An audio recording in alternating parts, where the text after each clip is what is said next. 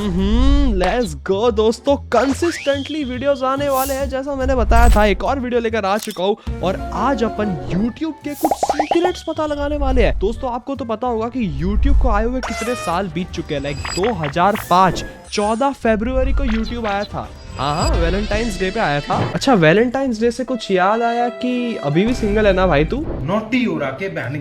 पर हाँ, अभी उसको साइड में रखते हैं। ये देखो YouTube का आए हुए कितना टाइम हो चुका है, तो YouTube में कितनी सारी चीजें चेंज हुई होगी, राइट? तो आज हम उन्हीं चीजों को पता लगाने वाले हैं, उसके कुछ सीक्रेट्स को पता लगाने वाले हैं। और हाँ, वीडियो को जल्दी जाके लाइक कर दो, ठीक है? आज की इस वाली वीडियो का लाइक है मैं पूरे के पूरे 1001 लाइक का, ठीक है? तो हो जाने चाहिए। ओके, सो ये वीडियो भी फैक्ट माइंडेड ने बनाई है, so big shout out to him. आ जाओ देखते हैं भाई YouTube के कुछ सीक्रेट्स। आई बेट YouTube के इन सीक्रेट्स के बारे में आप नहीं जानते होंगे। इस देश में एग्जाम से पहले स्टूडेंट्स को किट कैट क्यों खिलाई जाती है? कैसे ये बंदा बिना दिमाग के जिंदा है, ये बिना नाक के, और ये मुर्गा बिना सर के जिंदा कैसे रहा? कैसे इस बंदे ने 75 लाख का खाना फ्री में खा लिया? ऐसे इन्वेंटर्स जिन्हें अपनी ही एक सेकंड, क्या 75 लाख का खाना फ्री में? भाई यहाँ 75 लाख की गाड़ी में नहीं बैठते हम, ये खाना खा गया। व्हाट दी है? नेशन पे पछतावा है। कैसे इस बंदे ने KBC पे खुलेआम चीटिंग करी और किसी को पता नहीं चला, और इन चीजों के पीछे की सच्चाई आपको नहीं पता होगी। मैं लिख के देता हूँ, मशीन लगा ली जाए। नंबर 16। क्या आपने कभी सोचा है कि शिप्स के नीचे का हिस्सा जो हमेशा पानी के अंदर रहता है, उसको लाल रंग से ही क्यों पेंट किया जाता है? अगर आप भी सोच रहे हो कि रेड लाइट की तरह शिप भी दूर से दिख जाए, तो ऐसा नहीं है। दरअसल इसके पीछे रियल रीजन है मेरीन ऑर्गेनिजम्स, जैसे कि बार्नेकल्स और सीवीड, जो शिप के हल पर चिपक जाते हैं। इससे शिप का वजन बढ़ जाता है। और अच्छा, वो ग्रीनिश पार्ट के ऊपर जो कचरा वचरा लगा रहता है वो एक्चुअली में छोटे छोटे ऑर्गेनिजम्स होते हैं। साथ ही वाटर रेजिस्टेंस और ड्रैग फोर्स भी काफी ज्यादा हो जाती है, जिससे फ्यूल की कंजप्शन बढ़ जाती है। इस प्रॉब्लम से बचने के लिए शिप के हल पर एंटी फाउलिंग पेंट लगाया जाता है, जो मैरीन लाइफ को हल से चिपकने से रोकता है। और क्या आपको पता है, कॉपर ऑक्साइड का कलर लाल होता है, इसीलिए पेंट होने के बाद शिप के नीचे का हिस्सा लाल दिखाई देता है। वैसे इस तरह का पेंट पहली बार 18th सेंचुरी में यूज किया गया था। उस समय पर ज्यादातर शिप्स वुडन होते थे और मेरीन वॉर्म्स जैसे ऑर्गेनिजम्स उनमें छेद करके उन्हें कमजोर बना देते थे,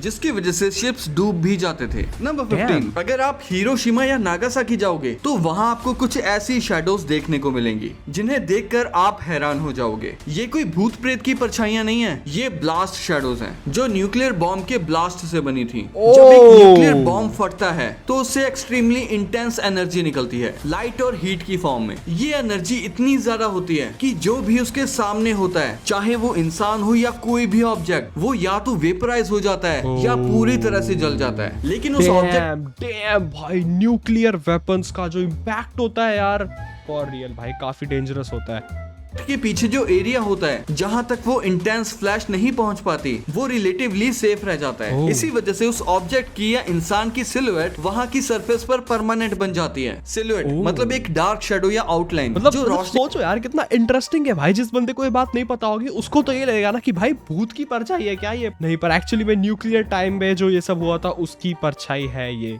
जो शैडोज बताई के सामने किसी ऑब्जेक्ट के होने से बनती है। ये ब्लास्ट शैडोज एक तरह से उन लोगों के आखिरी पल दिखाती हैं, जैसे कि कोई सीधी दीवार पर बैठी हुई परछाई जो बता रही है कि वो इंसान उस वक्त क्या कर रहा होगा।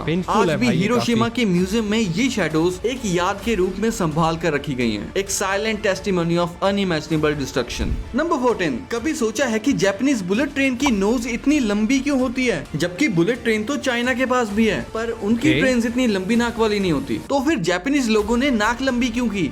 इसका असली रीजन छुपा है जापान की टनल्स में। दरअसल जापान में कई सारी रेलवे टनल्स हैं, और जब बुलेट ट्रेन उन टनल्स में हाई स्पीड में गुजरती है तो एक मिनी सोनिक बूम जैसी प्रेशर वेव बनती है। इससे एक जोर की आवाज होती है जो आसपास के लोगों को काफी डिस्टर्ब करती थी। तो जापानीज इंजीनियर्स ने ट्रेन की नाक को स्ट्रीमलाइन और लंबा बना दिया, यानी ऐसे डिजाइन किया गया कि हवा आसानी से साइड में निकल जाए और जोर की आवाज ना हो, और तब से ही जापानीज बुलेट ट्रेन की नाक लंबी होने लगी। नंबर 13। हिमालय के पत्थर से एक ऐसी चीज निकलती है जो लिटरली हजारों सालों पुरानी होती है, उसे कहते हैं शिलाजीत। ये तब बनता है जब तो जड़ी है ना, जैसे अपन खाते हैं तो अपना डाइजेस्टिव सिस्टम एकदम रॉकेट बन जाता है, ऐसा सुनने में आया है मेरे को।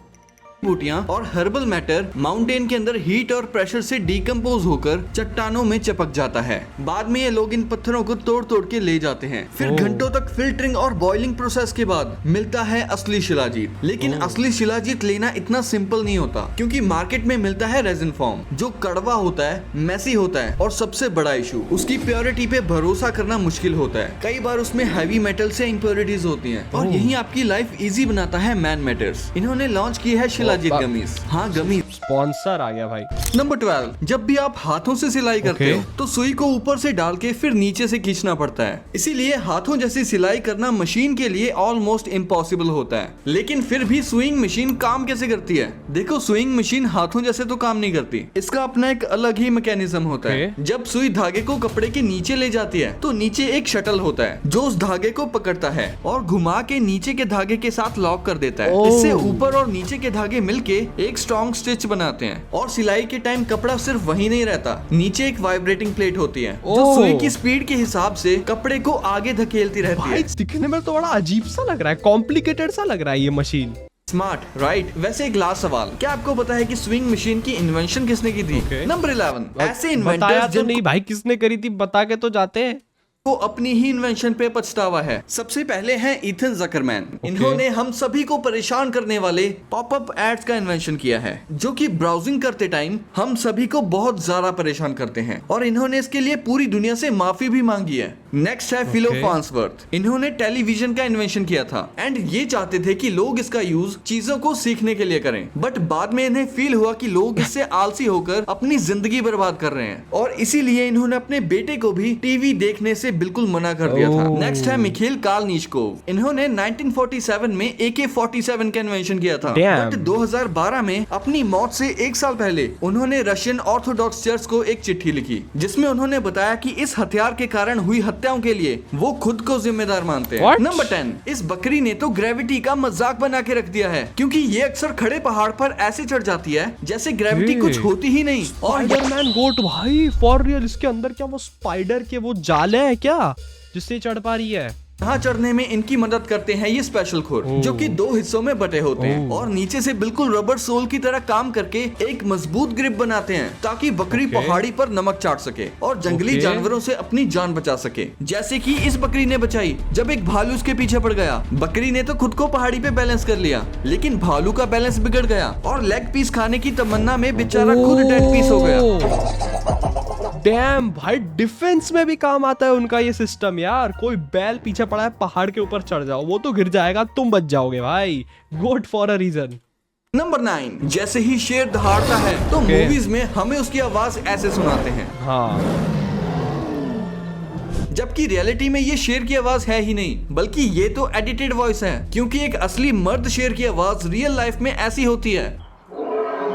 हाँ। वहीं हॉलीवुड वाले अमेरिकन नेशनल बर्ड ईगल की आवाज को मूवीज में बढ़ा चढ़ाकर ऐसे सुनाते हैं, ताकि हमें लगे कि ईगल में बहुत दम है, बट रियलिटी में जब ईगल मुंह खोलता है तो ऐसे सुर बाहर निकलते हैं। नंबर ये तो पूकी पना हो गया भाई थोड़ा सा, कि रियल लाइफ में तो चैड़ दिखाया जाता है एनिमल्स को, आई मीन फिल्मों में चैड़ दिखाते हैं, रियल लाइफ में तो वो पूकी निकले। पर खैर, शेर फिर भी पूकी नहीं है भाई, शेर तो शेर है, चाहे रियल लाइफ में हो चाहे मूवी में हो। बाकी ईगल का मेरे को पता नहीं।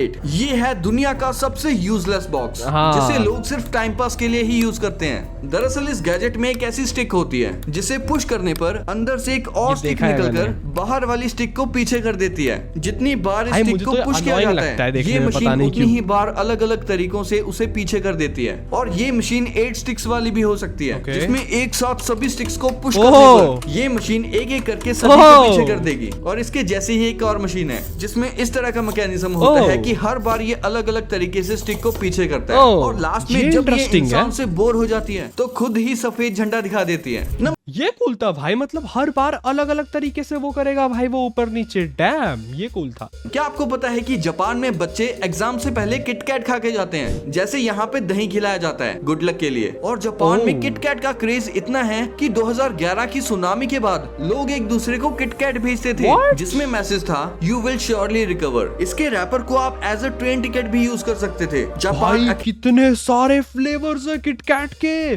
स्ट्रॉबेरी, नॉर्मल, मैंगो, पाइनएप्पल, क्या ये कच्चा आम है क्या, फिर ये वाइट वाला। भाई डैम भाई, अगर मैं जापान में रहता ना, मैं सारे किटकैट के फ्लेवर्स टेस्ट करता। गाइस बताओ कमेंट्स में अगर आपको ये सारे टेस्ट करने हैं कि नहीं।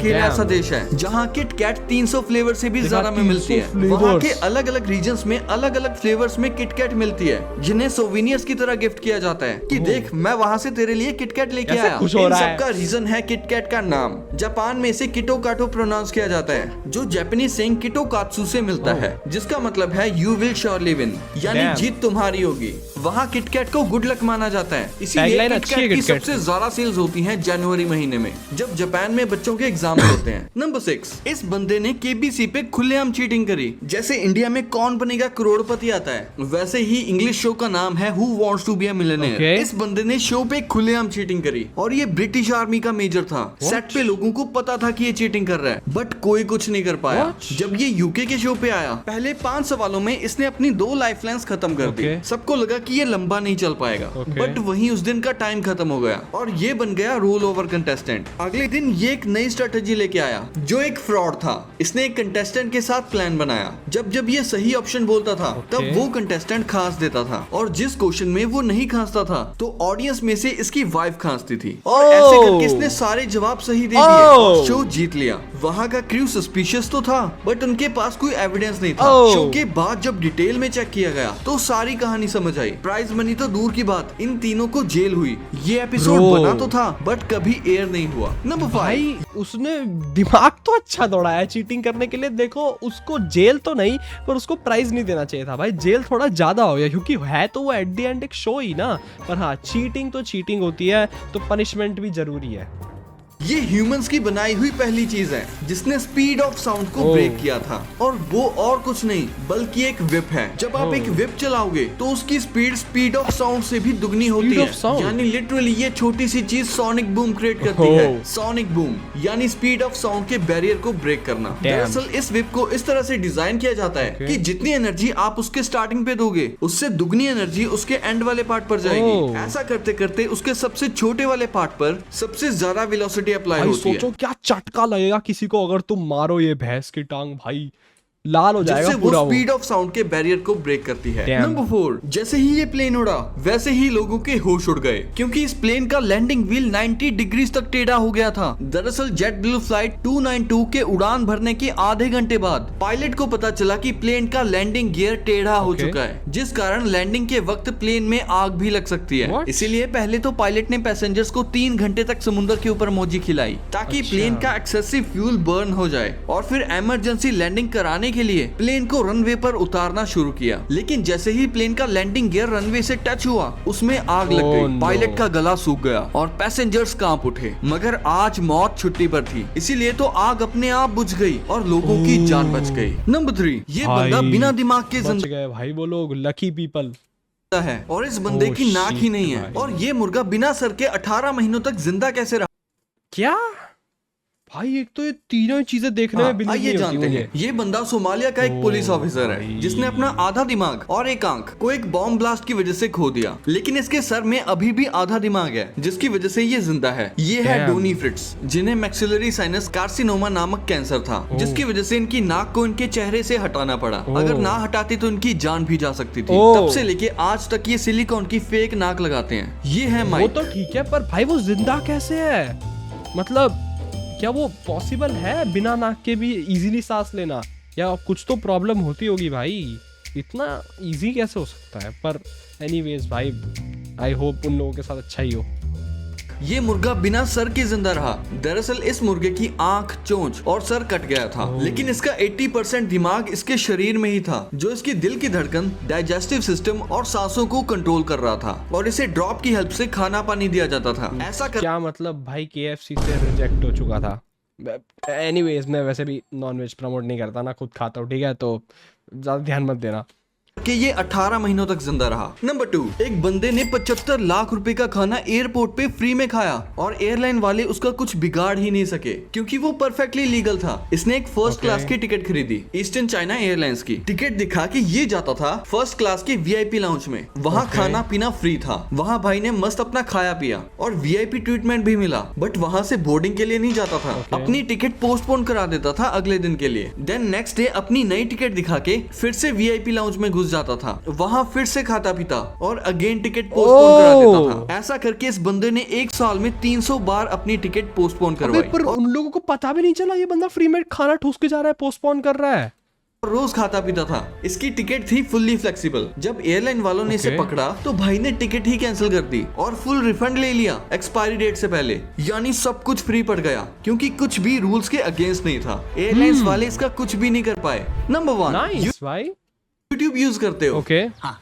और YouTube की ये मजेदार चीजें नहीं पता। बताओ तो भाई। चलिए जानते हैं YouTube की सबसे मजेदार चीजें। भाई YouTube पे ये ग्लिच लाखों में एक बार होता है। अगर आप YouTube पर 301 व्यू सर्च करोगे तो आपको एक ऐसी वीडियो मिलेगी जिसके व्यूज तो 301 ही हैं, पर भाई इसके लाइक्स 4 मिलियन से भी ज्यादा हैं और कमेंट्स भी 3 लाख से ज्यादा हैं 13 साल से। ये YouTube का पुराना बग था। पहले 301 व्यूज के बाद व्यूज टेम्परेरीली रुक जाते थे वेरिफिकेशन के लिए। एक क्रिएटर ने इस इशू पे वीडियो बनाई और YouTube ने मजे लेने के लिए उसी की वीडियो को 301 पे लॉक कर दिया। ग्लिच का मजाक बना। डैम भाई, और अभी तक इन लोगों ने इसको रखा है भाई। सोचो क्या कूल मार्केटिंग है उनकी खुद की YouTube की। के रख दिया। अगर आप YouTube पे टेक्नोब्लेड सर्च करोगे तो YouTube आपको कहेगा did you mean Technoblade never dies. Damn भाई, व्हाट अ ट्रिब्यूट भाई, ये मैंने नोटिस नहीं किया था आज तक। ओके, टेक्नोब्लेड अगर अपन सर्च करेंगे तो लिखा हुआ है टेक्नोब्लेड नेवर डाइज भाई, फॉर रियल। काफी अच्छा ट्रिब्यूट। जबकि आपने नेम एकदम सही लिखा है फिर भी। दरअसल ये टेक्नोब्लेड जिनको माइनक्राफ्ट का बादशाह कहा जाता था उनको ट्रिब्यूट देने के लिए था। इनकी 2022 में कैंसर से डेथ हो गई थी, तो इसीलिए YouTube ने सर्च रिजल्ट को ही ट्रिब्यूट बना दिया रिस्पेक्ट देने के लिए। YouTube पे सर्च करो वेब ड्राइवर टोर्सो तो आपको एक ऐसा चैनल मिलेगा जिसपे बस रेड और ब्लू रेक्टेंगल्स वाली टेस्ट वीडियोस हैं, जिसके तकरीबन 2 लाख सब्सक्राइबर्स हैं और वीडियोस 6 लाख से भी ज्यादा। एक्चुअली इस चैनल पे YouTube के ही अलग अलग फीचर्स को टेस्ट करता है, जो कि खुद YouTube ही जाने क्या टेस्ट करता है। मुझे तो इसका मतलब अगर अपन इस चैनल को स्टडी करें तो अपन YouTube के आने वाले फीचर्स का पता लगा सकते हैं, पर क्या पता अब ये लोग इस पे ना भी करते हो, शायद ये पुरानी बात होगी। खैर, आपको ये वीडियो में मजा आया तो सब्सक्राइब करना। अब इस चैनल पे भी रेगुलर होने वाले हैं अपन, ट्रस्ट मी, सच में होने वाले हैं। और मिलता हूँ आपसे अगली वीडियो में, तब तक के लिए see you soon, tata bye bye.